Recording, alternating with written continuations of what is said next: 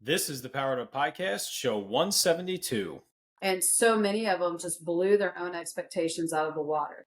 And just to see that, I'm like, that's it. That's what I tell them. I'm like, that's a teacher's paycheck right there. Like the way you feel about yourself, because it's not going to stop at this one test. Now I'm sending you off to middle school, and you're going to know that if something challenging comes up, that you did it.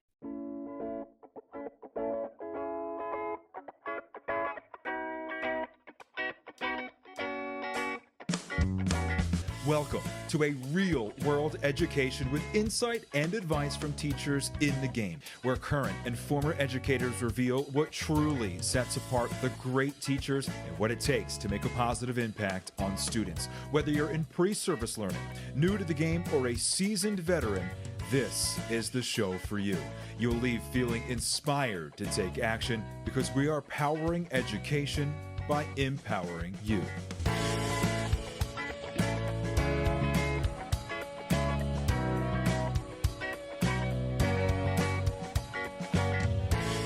Hey, what's going on, everyone? This is Ken Ehrmann, host of the Powered Up Podcast, and I'm here with my co-host, Mr. Ramon, the recruiter, Benavides. Ramon, stepping in as co-host the last couple times. Great job recruiting our guest for our conversation this week.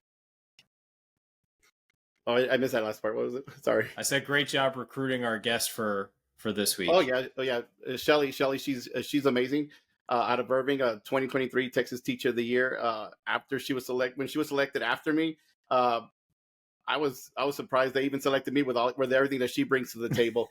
But her story is unique, and it's one of those that I think should be shared because of the experiences that she brings to the table, from in the classroom, out of the classroom, from the United States and outside the United States. So it was great to hear from her. Yeah, she really has a really cool background and a wealth of experience in a relatively short amount of time, in terms of what a teacher's career truly can be. And, you know, it's very obvious why she was selected as State Teacher of the Year. Oh, and, you know, I really I enjoyed the balance of our conversation. You know, I think it's happened many times on this podcast, but it always has a different spin to it. Just a really good balance of the heart, the emotion, the those pieces that go into the classroom, as well as breaking down and discussing some very foundational instructional strategies that she utilizes in her classroom. And the thing that really stuck with me is when she talks about creating experiences, because that was something I was very passionate about in the classroom, and I think is something that can be very overlooked or underutilized, because I don't know your opinion. I think it's difficult to build momentum in creating experiences versus just writing lesson plans for students. But once you do, I think facilitating the classroom becomes a heck of a lot easier than just teaching all day. And it takes time, and also it takes some mental strength and some fortitude, because there's going to be times when you want to do something like that, or you do something like that and you crash and burn, but you still can't give up on what you want to do. And the ultimate goal is like you said, creating those experiences. And sometimes you might have the best plan and it fails, but the thing is, you got to keep on going, because those experiences are good. These kids are going to carry it forever. Yeah, and that failed experience could have just as much value as it going, you know, without a hitch. So I think there's value in all of that. And what I try to encourage with teachers when thinking about designing experience is, it could flop. It could, you know, like you said, it could be completely unsuccessful. And what's the worst case scenario? They didn't understand the content as well as you hoped, and you have to pick it up and try again tomorrow. Well, when we just use very traditional teaching styles, there's a good chance that they're not picking up the content anyway. So why not try to make a memorable experience that they're going to take away from it? Because there's so much more to gain from designing learning in that way. And I really enjoyed listening to Shelley share how she has designed that in so many different ways. Mm-hmm. I completely agree. That's something that drove my classroom. Is one of the things that I always push the envelope, and I was never afraid to fail. And that's what I share with new teachers right now. I know they're probably under a lot of pressure because they're new, as we were there before. But the one thing I tell them is it could always be fixed, and you learn. Like you said, these failed experiences are great learning opportunities for a younger teacher, and it's even now. Definitely. Well, with that, I'd like to just jump right into our conversation with Shelley Jeoffroy after we hear from the Teach Better Network. This podcast is a proud member of the Teach Better Podcast Network. Better today, better tomorrow, and the podcast to get you there. You can find out more at teachbetter.com/podcasts. Now let's get back to the episode. Hi, Shelley. Welcome to the Powered Up Podcast. How you doing tonight? I'm good. Thank you. How are you? I'm doing well. So kick things off for us. Super simple. Please officially introduce yourself. Let us know where you are coming from and give us a snapshot of what your career in education has looked like. My career in education, what was the last thing you said? Just what your career in education has been, what it's looked like, what you've done. Okay. All right. Well, my name is Shelley Jeoffroy, and I currently teach 5th grade in Irving, Texas. And Irving is a school district that is right outside of Dallas. And one thing that we take a lot of pride in is the diversity in our district. I grew up actually in a very small district. I grew up on a ranch and in a small town, but I've always felt like that experience really brought a lot to the teaching I've done throughout my career. I teach here now, but I originally wasn't planning to be a teacher. I wanted to work in law, and I was working in that field, and I was working for a judge in Dallas. And I loved it, but I felt like it was just eat, sleep, breathe, law, law, law. And I started traveling. I always had wanted to travel, and it was through traveling that I began to see how education shaped these communities and societies. And that is what sort of sparked my interest in it, going back, that far.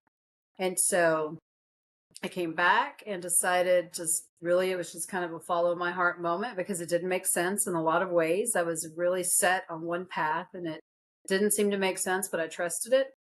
I went back to graduate school and got my credentials, and originally had planned to teach overseas for the Department of Defense. And right about the time I wrapped up student teaching, my brother was diagnosed with breast cancer, and she went through all the treatments, and she's doing well now, but we didn't know at the time. So I started working in Irving, and it ended up being kind of the perfect fit because it is so diverse. So I got a lot of the global experience I was searching for, but I got it here in Texas. And then I spend summers teaching overseas a lot. I've done that a lot through my career. This is my 17th year here. And so since I've been here, I've taught at different places. I'll go in the summers and seek out somewhere to get in the classroom.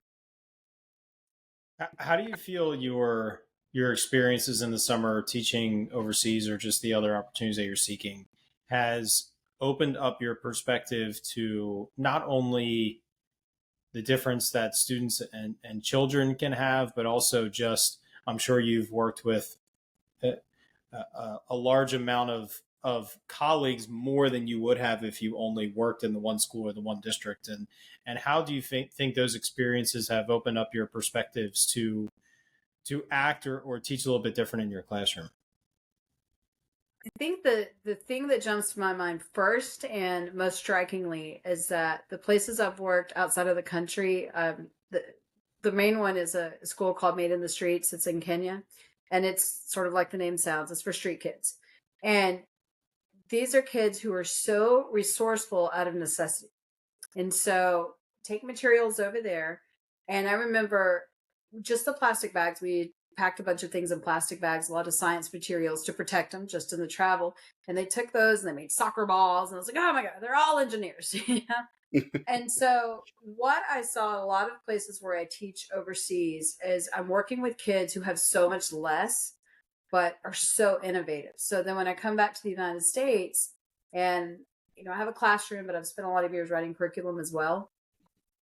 When I write curriculum, I always feel like kids need to be innovative. It's not enough just to learn something, spit it back out. And I really see some things I like in our current education system. They're going more like with our new science teaks in Texas, they're going more towards those innovative perspectives. And so that is something that I feel when I've come back into the States, that as we're developing curriculum and we're developing different ways to teach kids our state standards, sometimes I would find that was met with resistance and say, oh, they can't do this. They can't do this. I'm like, they can do it. See these kids over here, they don't have shoes. They can do it. If they can do it, they can do it. And so that's been one of the most profound things, is that I maybe it was a little bit embarrassingly so, I thought that kids might not be able to do something because of the lack that they had in their lives, and then found it to be just the opposite, that really brought a lot of innovation to them, which then opened my perspective coming back to the States. And I was like, we really shouldn't shortchange any kids with our own expectations. I have seen when I work with teachers as an instructional coach, or even more so when I'm consulting in other districts and going into teachers' classrooms and facilitating learning for them, to follow up professional development that I had facilitated. One of my goals is always to raise the rigor and expectations of the students of what you would typically see in a kindergarten or a third grade or a fifth grade class. And a reaction that I commonly get from the teachers is, I can't believe my students were able to do that. Yeah. And it's to no fault of anyone, right?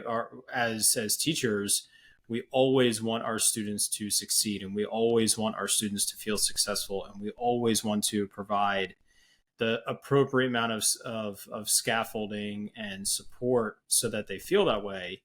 But at the same time, it's very easy to do that too much and stifle our kids without realizing, and providing them crutches when they only need, they only need an air cast, right? They can still put a little bit of pressure on that foot.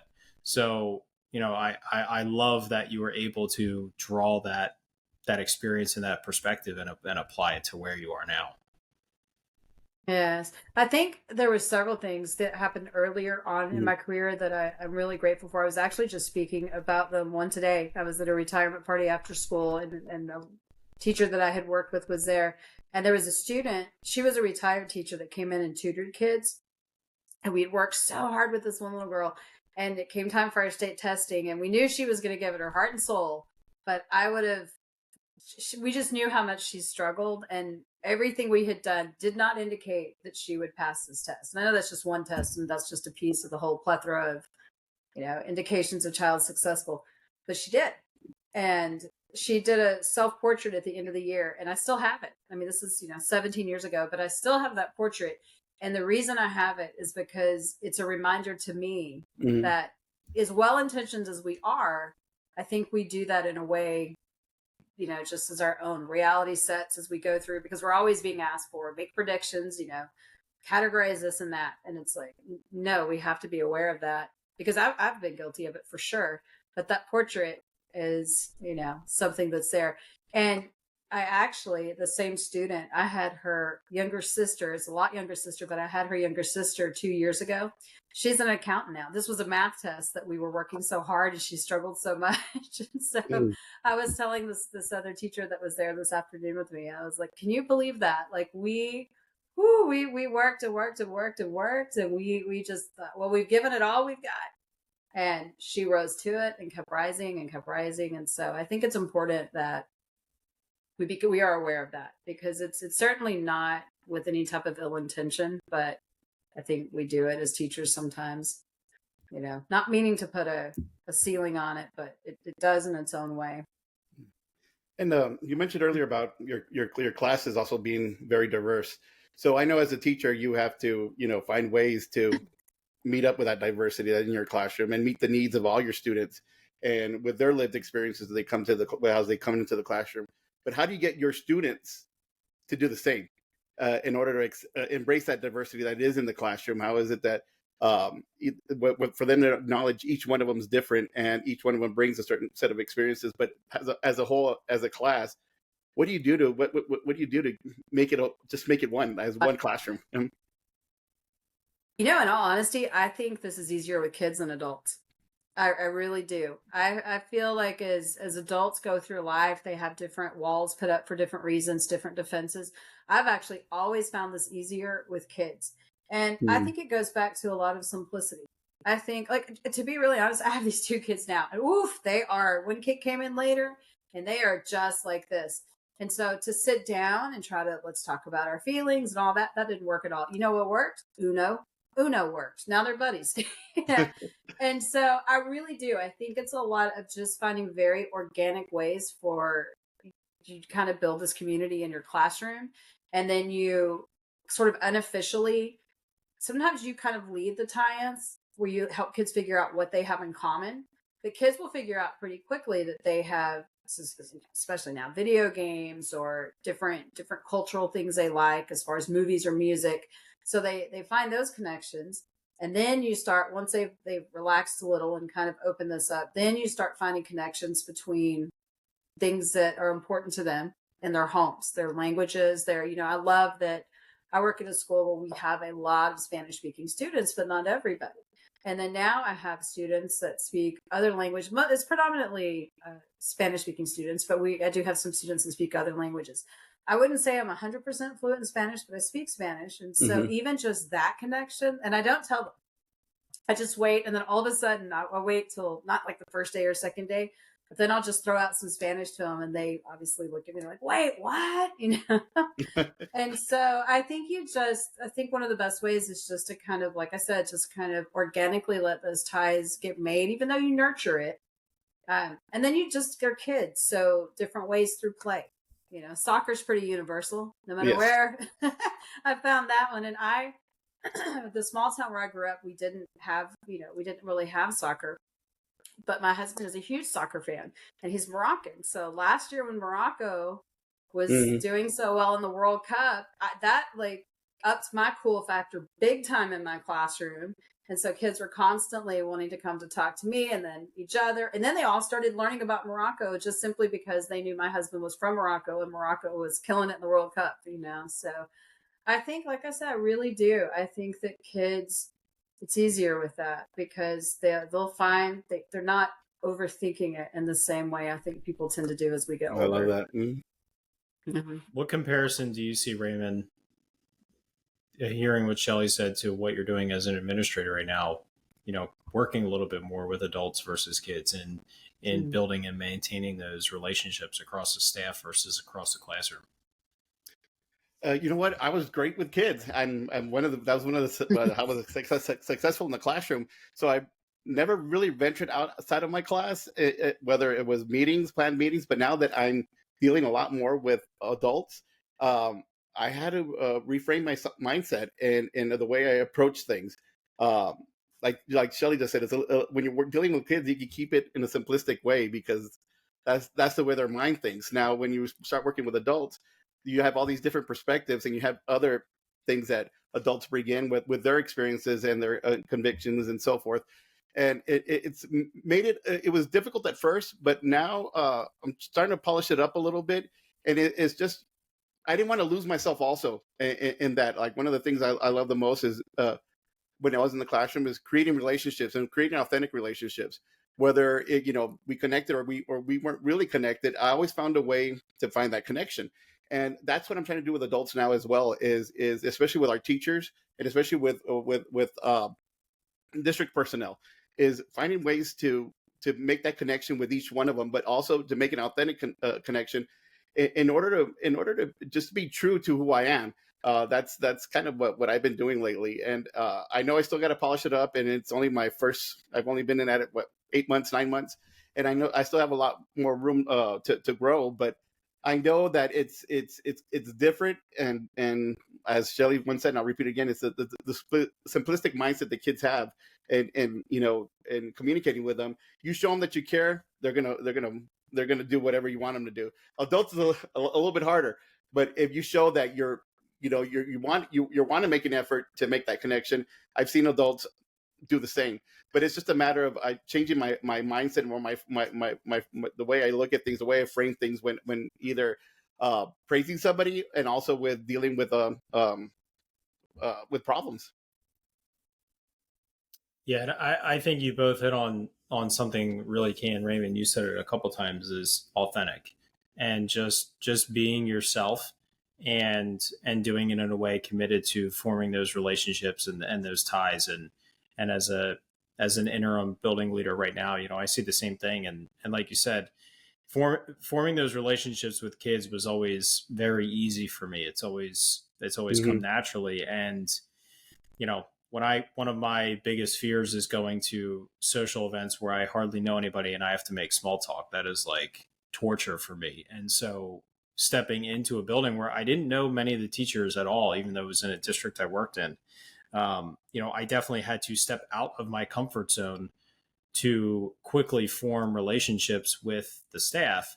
But at the same time, I did it in an authentic manner that matched my personality. And so Exactly. as teachers, you can't force yourself to be someone you're not, because the kids are going to see through that. But at the same time, I don't think it's okay to not make an effort to, I don't want to say improve yourself, because I think that's the wrong way to put it, but Exactly. to step out of your comfort zone to make your class a little bit more welcoming, or maybe make it a little bit more strict, or whatever those kind of deficits are in the way you carry your classroom. Because I think, students need to feel welcomed and trusted and respected by the teacher. But at the same time, like, you got to hold the line and remind them that you are in charge, you are the leader.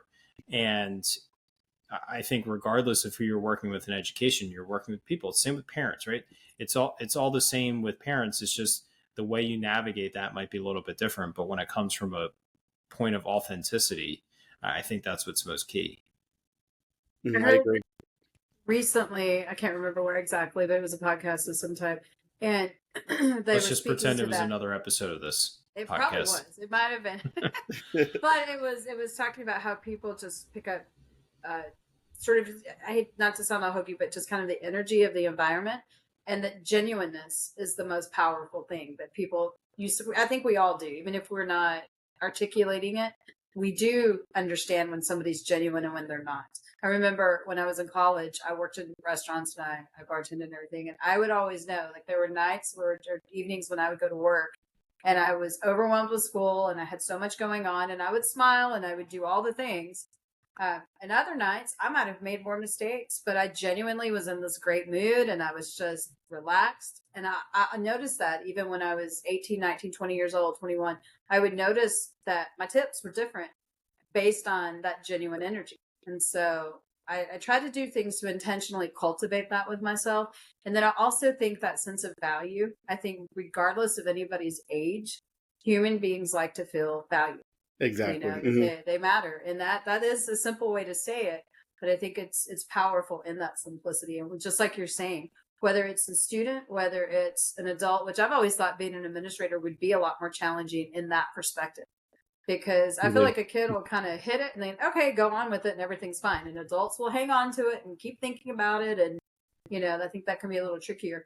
But I think at the end of the day, that's what I've always found to be successful working with parents is, I try to, like I think we all do, really focus on all the positive feedback. But then there's going to be sometimes, especially if you have a kiddo that's got a lot more, that kind of comes up. But when that parent knows, okay, this teacher's doing this because they care.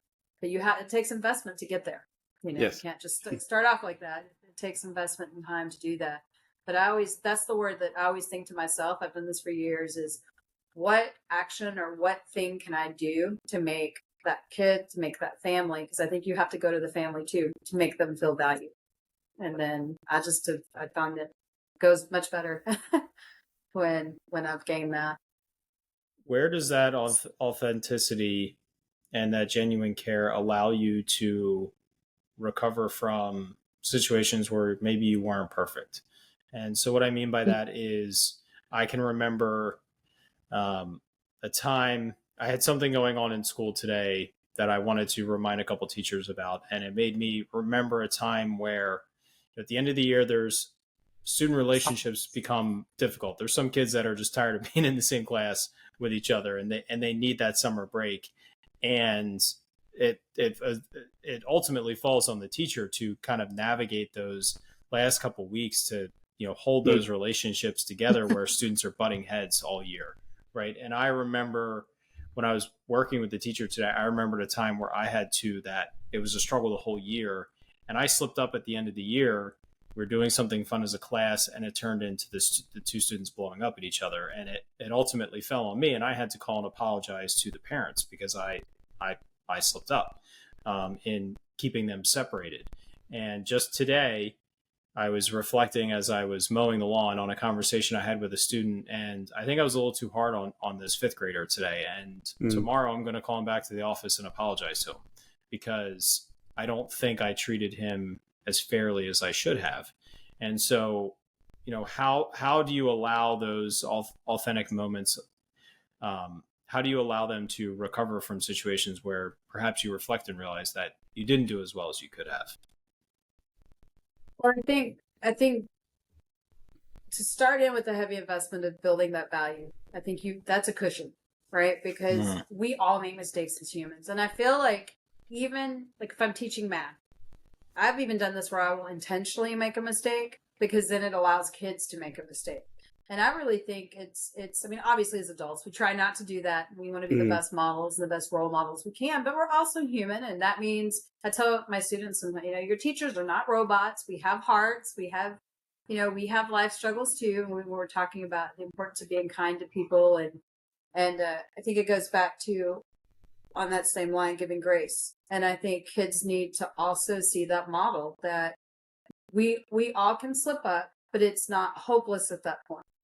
And so, sorry, I feel like I kind of discombobulated that, but I think you start with being intentional about building value in a relationship based on value, and then owning it. And I think that's a powerful thing for kids to see, because I think a lot of kids may not have had a lot of experience with an adult, especially an adult outside of their family, coming back and saying, you know what, I thought about that and I should have done this a little differently. And I apologize because you're a human being I care about and you're a human being that I value. And I'm sorry for that, And we help kids. I feel like as educators, we try to help kids navigate those social relationships a lot with each other.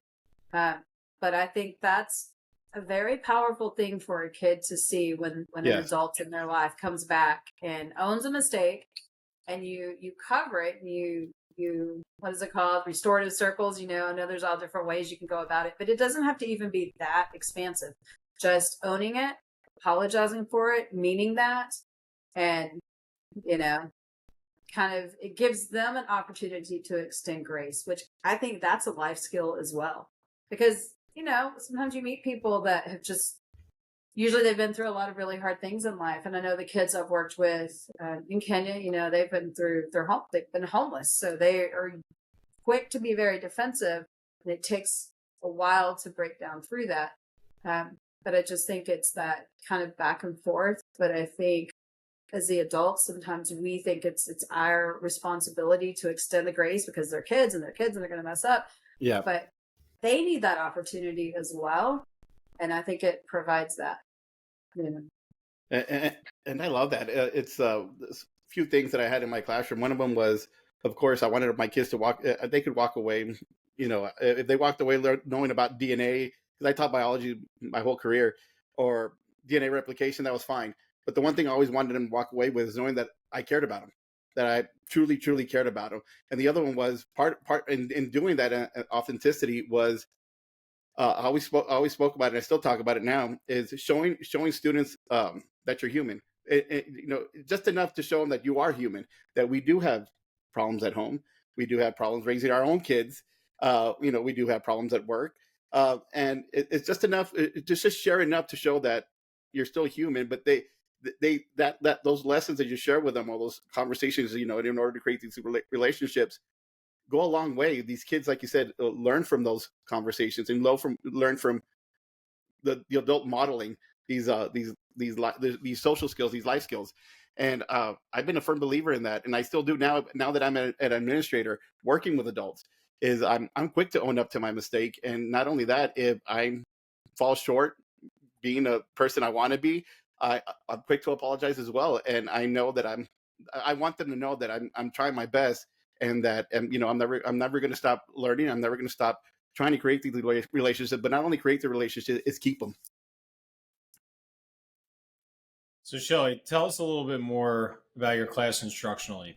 What are the highlights of what you like to utilize, from a pedagogy perspective, and the way you facilitate learning in your class?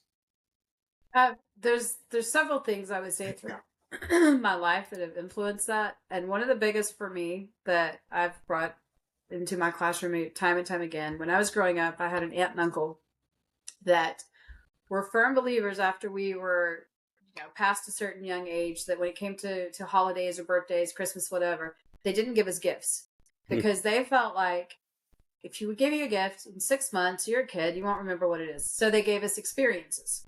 So instead of spending that money on things we would unwrap, we might unwrap something small, but then they would take us to do things that they thought that we would remember.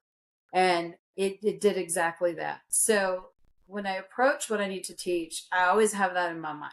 How can I take this curriculum, this content, these TEKs, these objectives, how can I turn that into an experience that these kids will remember?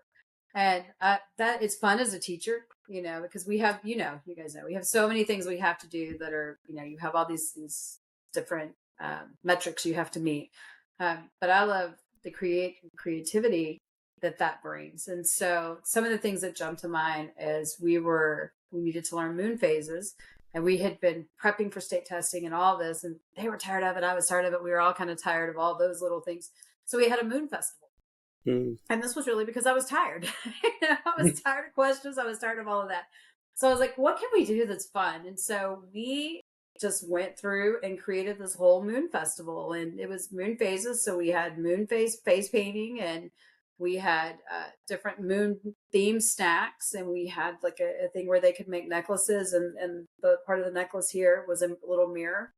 As the moon reflects light instead of making its own. And then we did the number of beads, and we did 14 beads on each side because it's approximately 28 days.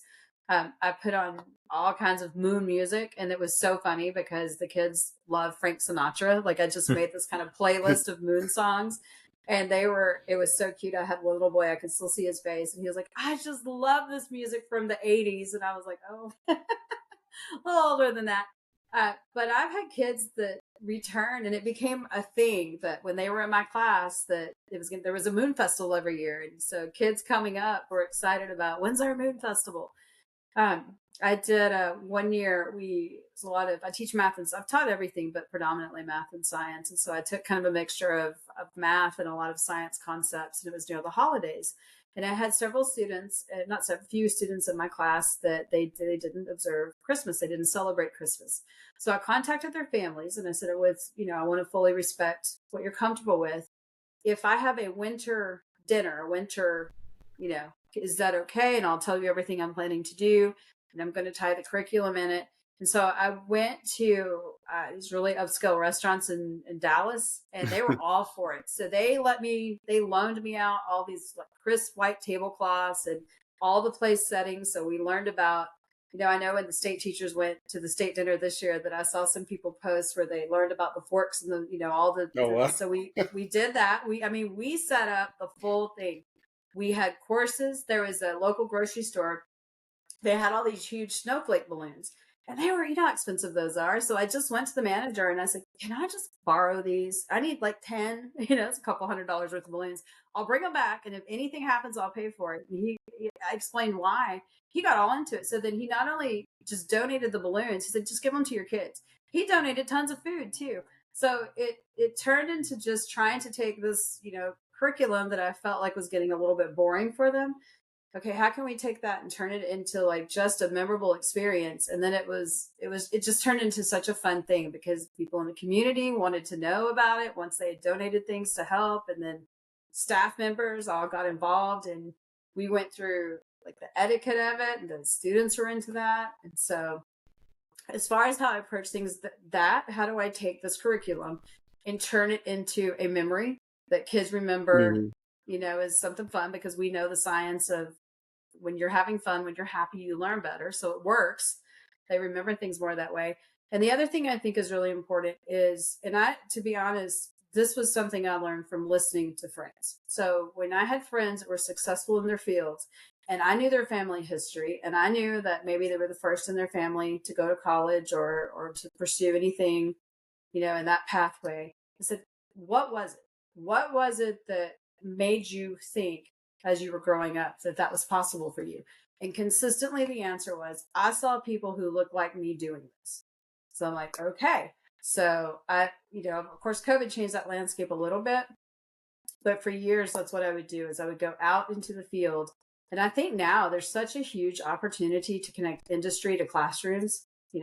Our society needs people in these fields. Yeah. I had engineers that used to come, And they were phenomenal. They would bring in this like Van de Graaff generator and all these things. And usually if I invited people in, it was a ton of work for me because I felt like they're a professional coming into the classroom. They don't really know the classroom and this age group. So I have to build that so that it's a good experience for them too. I worked with this engineer named Charlotte Patterson, and she came in. It was amazing. And she came back year after year. And I told her one time, I said, I just really appreciate how much you come with everything. And she said, well, it's a little self-serving because we need engineers. So I do feel like there's a huge opportunity for more of that to happen, but facilitating it takes time. But back to your original question, that's another thing I'm always very cognizant of, because I always look at it as obviously I have this child for the span of time, but I'm trying to help create a whole successful, life. And so how can I do that in a way that's me saying it's one thing, but me showing it is another? And so just listening to those friends that said that was what was the game changer for me. I tried to, as often as possible, bring people in from different fields. So whatever we're studying, they can see the relevancy to a career, but also, hey, there's somebody that I can relate to. And I've also done that where I've used Google Classroom, where I would have like young scientists, professional scientists, and I would invite all these friends in and set it up. And then that's really successful too, because we would learn something and then kids would go home and they would talk about it with their families. And even sometimes the families would have a question. And so everybody could, communicate on that platform. People would make videos. And so really connecting both of those. So kind of those two pillars are approaches that I've not only found to work academically and all of that, but they're just fun. It brings back the creativity and the humanity to it. And I have a quick question for you, Ken. I love your analogy of the experience gifts. Actually, I've delivered a couple keynotes, and one of the things I will typically reference is to stop planning lessons and start planning experiences. But I love that analogy of the experience, gift present that you're getting, and planning that and utilizing that in your classroom to make those memorable experiences for students. You mentioned the pressure of the other things that have to go on in your classroom, preparing for state testing, the different metrics that we have to measure and assess and track with students. And I would assume that's much more in reference to their reading and their math growth.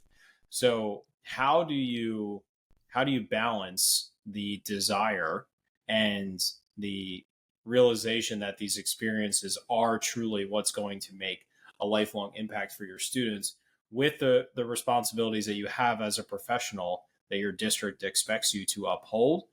Do you separate these experiences from the more intense, data-driven, state-tracked subjects?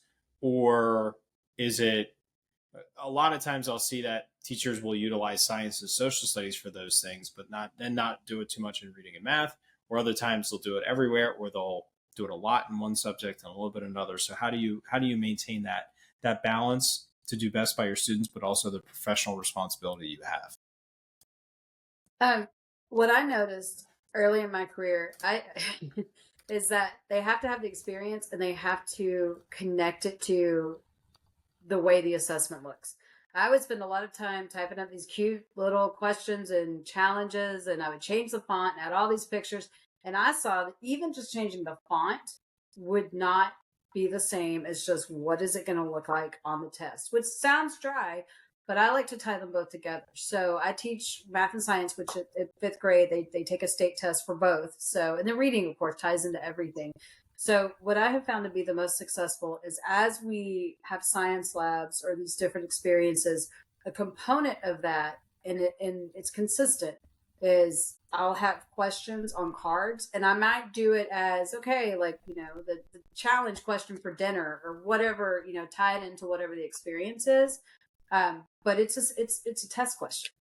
It's still exposing them to how do I apply this. And I always tell my students also, my sister, now she works for a state agency to protect water rights, but when she was younger, she was a marine biologist. And so I would bring her into the class and they loved it. We would bring scuba tanks in and specimens and all of that. But I would always say, nobody's going to pay her just to go dive in the water and enjoy it for herself. She has to come out of the ocean and be able to come talk to, scientists like you guys and answer questions and be able to write about it, be able to communicate about it, people are going to have further questions and build on it with other scientists. So I try to build relevance for students that way. But as far as helping it have an impact on the metrics that we do, and I know people have a lot of opinions about all the testing. I think there's a place for it. I think you have to have something to gauge growth. You have to have something. I know there's a lot of things that maybe could be improved, or that it could be called into question that may seem like a good idea but aren't. But as far as tying the experience and the creativity into that, I just think it's consistently bringing in those questions, and it can be, it can be in the form of just I've typed them up on cards. It can be as, we stop at different points throughout, like in the Moon Festival, like we would every so many minutes we would stop, and it was the moon challenge, and that's all it was. And it was a star. In Texas, our test is a star. It was a star question, and they would stop and answer it, and so they were still getting it. But I've really seen a lot where, I'll do things where we call them quad challenges, and it's quad, just for the number 4. It's 4 questions, or for something where they're just spitting back out the facts, because that way they take that experience and they can transfer it to that. Because I've seen that a lot where I've helped work with teachers where they had amazing science labs, or they gave amazing lessons, but the kids couldn't connect it to an impact on their test scores. And so that's what I always would tell them, or what I always feel like, because, if you rolled all the science materials in here, these kids know what to do with them. They can tell you what they're doing. They can tell you why they're doing it. Mm-hmm. They can explain all those components. But those questions, that's a different skill. And when I was in college, another thing I share with my students is when I wanted to go to law school, I finished college, but to prepare for the LSAT, I explained to them what the LSAT is. To prepare for that, I took a whole nother class that was just a test-taking skill. My roommate in college is a surgeon now, so she took the MCAT. So she had finished school too, but she took a class specifically for that. And then we compared notes and how we could use those skills that we'd both learned to help each other. And so I tell them there's the experience, there's the knowledge, but it's important that you demonstrate it here. And so I try to help them understand that is an important part of it. And this is why. This is, I had one of my favorite professors in college. Mm-hmm. He didn't call tests, he called them opportunities. And I know that I can feel kids roll their eyes sometimes. I'm like, I understand why you may feel that way, but really, if you try to, you have to do it either way. We're here, we're going to do it. So you might as well be as positive as we can about it, do the best we can. But then one thing I really love, you were talking earlier just about where you kind of set those expectations and how you get kids to, through those relationships, kind of rise through all those challenges, is you're talking about where you set the tone where, like, I am the boss, I am in charge, and you do have to do that. And sometimes I feel like the payoff of that comes later in the year. I just recently had my kids finish their end of the year math test. And for us, it's math. And so many of them just blew their own expectations out of the water. And just to see that, I'm like, that's it. That's what I tell them. I'm like, that's a teacher's paycheck right there. Like, the way you feel about yourself, because it's not going to stop at this one test. Now I'm sending you off to middle school, and you're going to know that if something challenging comes up, that you did it. You've already done it, so you can do it again. But back to your original question is, I just think you have to consistently infuse it, because they have to see it. Otherwise, they're kids and they don't always connect it. And can y'all hear me? No, we're gonna jump in. He's little. We're gonna have to reach out. So I'm just gonna give him a second.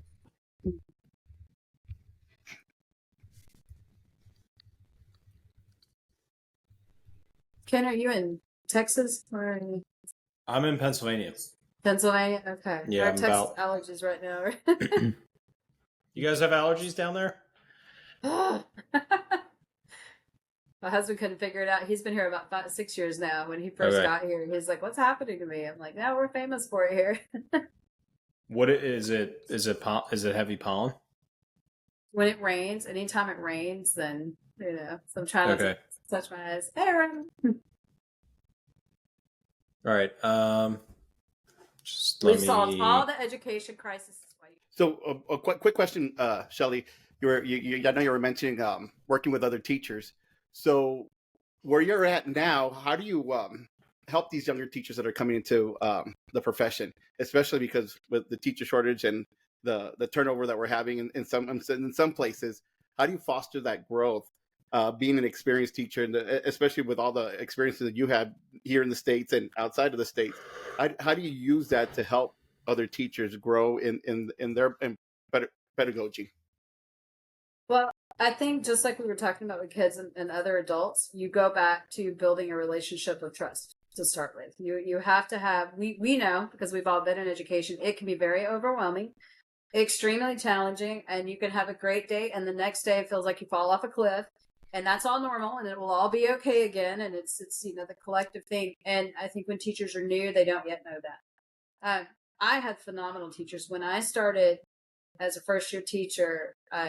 We had a teacher that was retired that came and was a math tutor that had been teaching 32 years.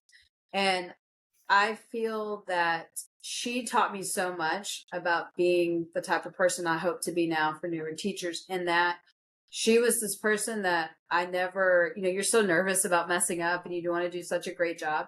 And I could always talk about ideas with her, and we would just sit down, and it was always safe and comfortable. And if I messed up in class, I wasn't intimidated to admit that and say, what should I do differently?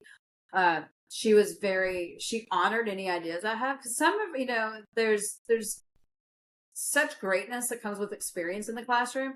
There is such greatness walking in the door.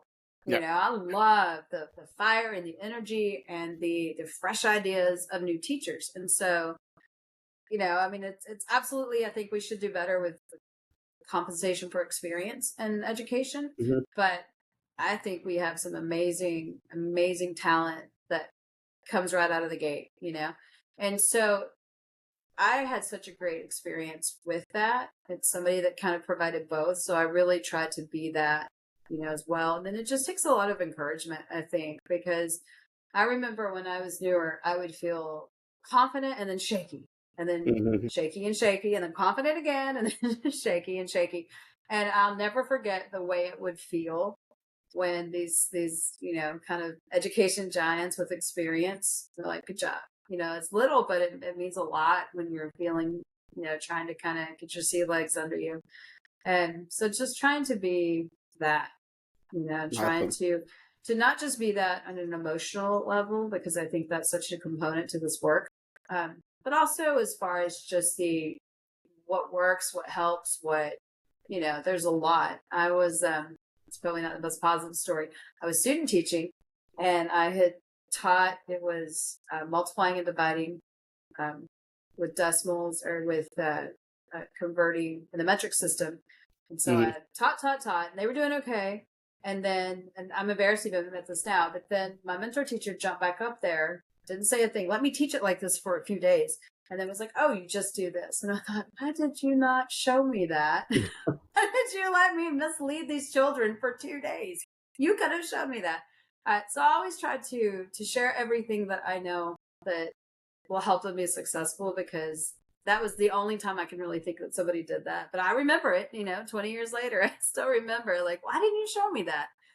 Because I always look at it, you hear people talk about how teachers can be very competitive and they don't want to share ideas. I haven't really experienced that much. And the way I personally look at it, like, my future doctor might be in your class. Like, Yeah. I want to make sure, they're well educated. It's not just, the world's not just going to be run by my students. They're yours too. So we all need to work together to do it, Is there something in particular that you think is most important to help encourage or help support a teacher? I'm going to say in year 3 of their career, right? First year survival, second year you're kind of wrapping your head around things that you did before, and you're trying to find ways to improve, but you're still trying to survive, right? Year 3, you're starting to hone and analyze and reflect on your craft. Is there something in particular that you think teachers can can rise to that they can take to the next level in that third year, that fourth year, that maybe they weren't able to, just have the time to think about it and sit on in those first couple of years. I think a big part of that answer is systemic. And what I mean by that is we know we talk about teacher pay and we know we talk about all those sorts of things, but giving teachers time. And so I think, you're kind of real scrambly those first few years, but by the time you get to year 3, you're feeling more centered and more grounded. So I think that's a time when a lot of extra creativity can be born, because you're not just trying to figure out your basics anymore. And I think the more we give teachers time, just for their own planning, but also time to collaborate with other teachers. That's one of my favorite things ever to do. Is this past, Ramon can speak to that, just having all these opportunities to be with all of these outstanding educators across the United States, across Texas. I just came back from an HEB weekend. And just, it's just sitting out wherever you are and you start talking about some math topic or science topic, Ramon and, Denise, just that little bit of time you have. And then all of a sudden you're like, we would talk for 20 minutes and I just walked away with 10 new great ideas. And I think that when a teacher gets to, like you're saying, that kind of 3-year mark, it's not so much, well, how do you do these basic things? Because now you figured that out. It's okay. Now I know it. I know my curriculum. I know this. And you really get time to really fly high. But I think so much of that comes from that time to collaborate with other educators and time just to process. I always liken it to when you go to the gym. You can't just go to the gym every day and get results. You have to go to the gym, and then you have to let your body rest in order to build the strength. And I think it's the same thing with teaching. You hustle, but you've got to have that reflective time. And we know time is not always, the first offered thing in the career of education. And just to add to that's why these podcasts are amazing. And once, every time we have these conversations, or I've been involved in a podcast with Ken here, I learned so much. And listening to the podcast, once I started to learn more about it, that's part of the growing process as well. Is what extra are you doing outside of what's given to you or what you hear from others? What else are you doing outside of that in order to keep learning and to keep it real in the classroom? And once again, is having that extra and these conversations. And I hope more and more people jump on and listen, because they're essential now. These conversations that we're having and other teachers listening to them is essential to their growth, especially where we're at now. I think, and I really thank you, Kim, for doing this, because I also think, as a teacher, there's been times where I think, okay, well, I'm going to go watch this movie or I'm going to read this book. And those are helpful. I'm grateful for those too, not to knock any of that. I sometimes think teaching can be a lonely job, even though it doesn't seem that's the case, because we're around people all the time, but we're around kids all the time. And we are the one in charge all of the time. And I think that building a community with other educators is when you're in it, which, it's, you begin to realize like how much that sort of feeds your teacher soul or your educator soul. Not that it's just limited to being a teacher in the classroom, but anybody, it's a very energetically demanding job, and you have to turn around. And I know last year, going through all of the state teacher experience, I really had not realized, maybe I haven't not really where I stopped and really articulated it. There's different kinds of fatigue. There's physical fatigue, because I know there were times where I was like, okay, I have to take this Sunday or whatever, and I have to just rest. And I would do that, but then I would think, well, but I still don't really feel. And then I realized, okay, so you need a time to rest, but then I need a time to socialize. I need a time, to kind of build those energies in different ways. And I feel like this format, and when you're just with other educators, energizes us in that way that a book or a movie, while they have their place and they're fantastic too, it brings a different circle of energy. I know for me, for sure. And I know I've had this conversation with I agree with you. Yeah, it really does. So I'm grateful for it.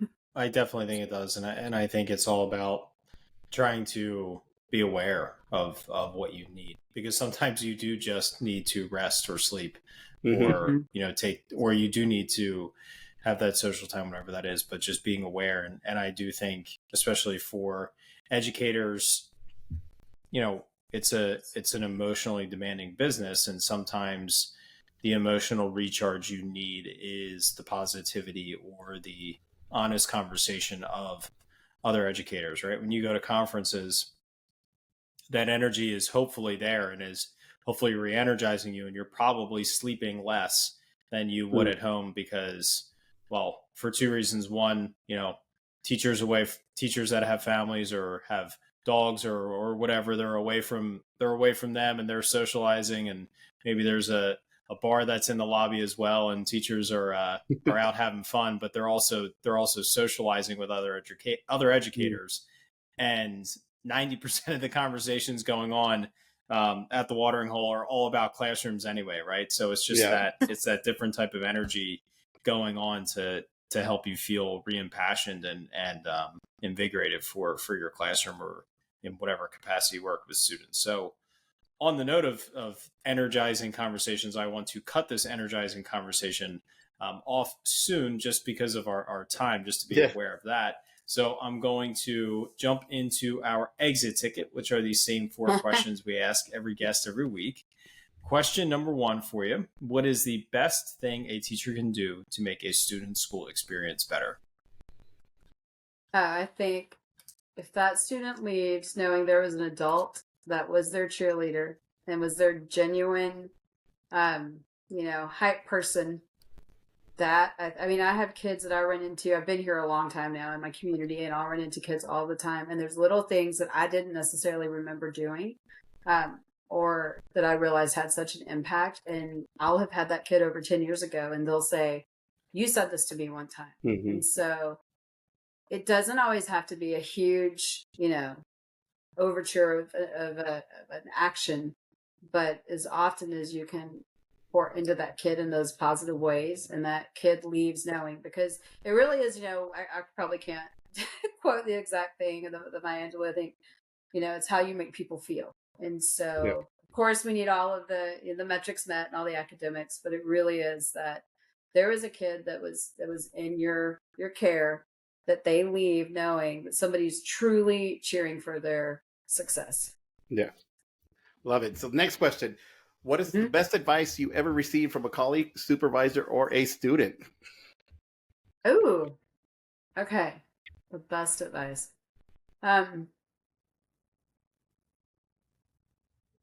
think that the one that really jumps out to me is you have to know when to draw the line. And I feel like that almost sounds like an antithesis of us talking about all the things you do and do and do.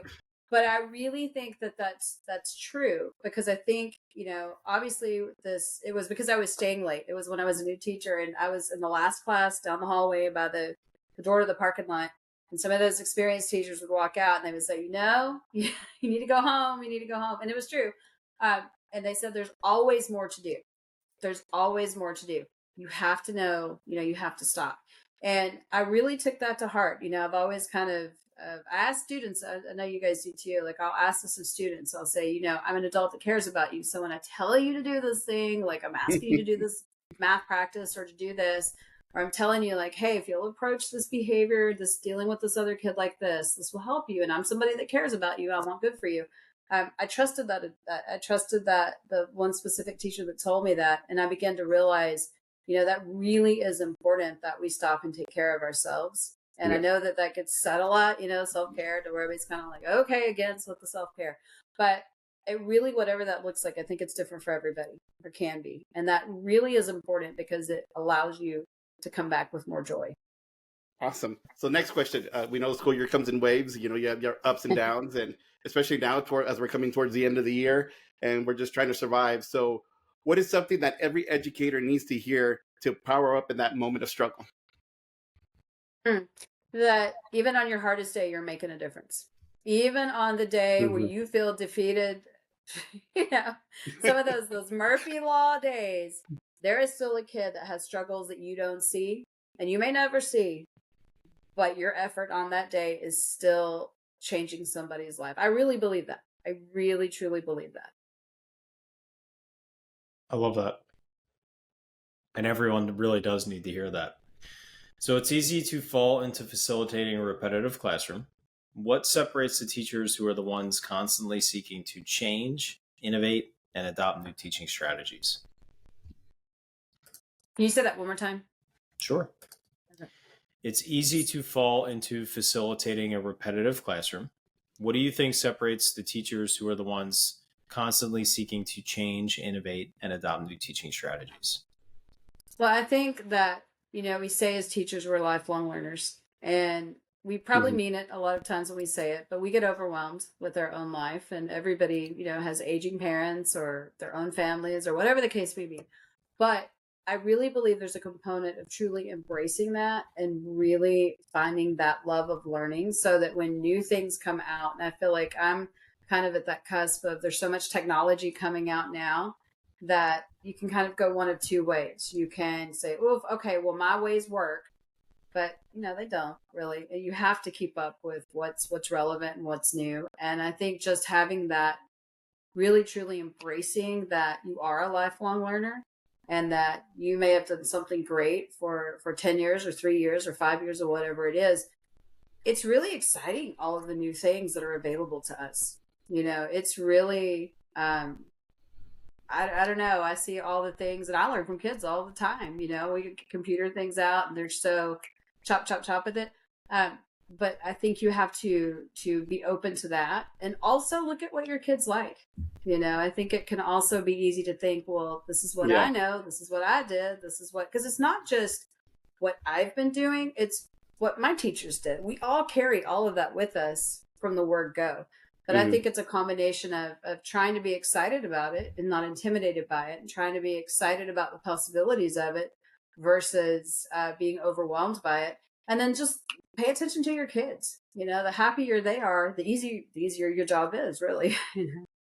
No, I think that because there is so much, I don't know if y'all feel this way, but I feel like in the past, really probably, I guess 7 years is when I'm like, it just seemed like things just started changing in leaps and bounds as far as what was available to use.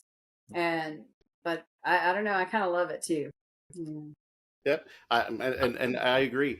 You shared a lot of amazing things, and I know we've had several conversations prior to this, and I've always learned something new about you and what you do in the classroom and out of the classroom. So how can our audience connect with you in the future now? In the future? Well, Yeah, I how have, can we connect with you? you mean like social media wise? Social media, yes. See, I'm technology. That's part of it, right? I think, in all honesty, I was actually literally today, I feel like a lot of things happened today that tied right into this podcast. I feel like because we're so busy, from like the word go and we're at school, we're doing everything and the busy at home. So I feel like in the evenings, my social media is kind of almost where I decompress, and I feel like through that I'll end up on there and then still doing teacher things, but it's different. It doesn't feel like I'm at work. It's, oh, look at this or that. But that I talk a lot to other educators through social media, through questions they'll send or just, I think that it's really important for teachers to feel uplifted across the board because we understand the work in ways that nobody can understand it or that other people can't understand it if they're not in it. They can think they do and they can sympathize and they can cheer us on. But it's like we were saying, it's such an emotional job. And I believe truly in my heart of hearts, such an incredibly impactful and profound work that really does. I said a statement when I was at HEB that just kind of came out of my mouth, but I believe it. But I was like, we tenaciously hold democracy in our hands. And that sounds like kind of a big thing to say, but I believe it. I really do. I think that literally the future of the world depends on educators. And so having those moments of filling each other up, I think it's hard to find them in the day, especially when people aren't right there on your campus. Even when they are, it's hard to actually spend time with other adults on your campus. So I feel like social media is a great way to connect and do that. And it's very, even though it has the challenge of distance, I think we all know it's authentic. Definitely. And I will link up to your social media handle on our show notes, which can be found wherever you're watching or listening to this podcast. Shelley, thank you so much for joining us. I love this conversation. I knew it would be great when Raymond wanted to bring you on. Oh yeah. And it absolutely did not disappoint. You shared a lot of authentic emotions as well as some great strategies to utilize in the classroom. So thank you for being here. Thank you for doing everything that you do for the students that you work with on a daily basis, as well as everywhere you're traveling across the world. Thank you for all that you do for students everywhere. So everyone, thank you for listening. And Raymond, why don't you take us on out of here? Sure. As we power down this episode, Shelley, you've left us feeling powered up. Thank you for this time, especially for sharing your stories and being the 2023 Texas Teacher of the Year. We've had another great conversation with an amazing educator, and I've learned so much through these few minutes. So I just want to thank you, and we're looking for next week's conversation, and we'll talk to you then.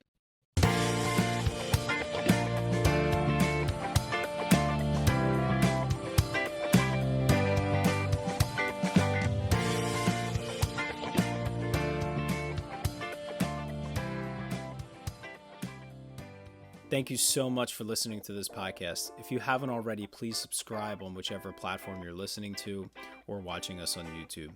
Each week, we get to talk to amazing educators who are making a positive impact on the lives of students, their colleagues, administrators, and education as a whole.